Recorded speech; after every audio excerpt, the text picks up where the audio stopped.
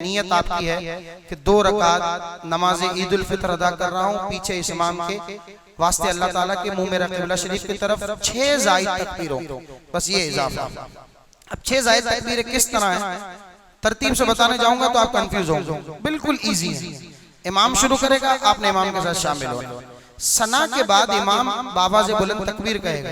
एक बार कहे आपने कानों तक हाथ ले जाकर छोड़ देना है, 2 बार कहे कानों तक हाथ ले जाकर छोड़ देना है, तीसरी बार कहे कानों तक हाथ ले जाकर आपने हाथ बांध देना है। ये 3 जायद तकबीरें पहली रकात में हो गई। अब कितनी रहती हैं?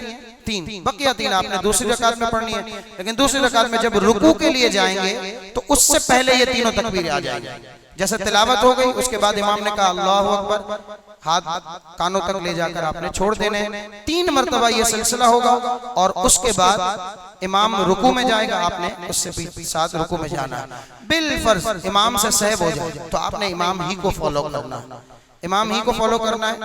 वो अंदाजा आपको मुक्तदियों से हो जाएगा, यानी पहली सब अगर फॉलो कर रही होगी तो आप उसी को फॉलो करते हुए कीजिएगा।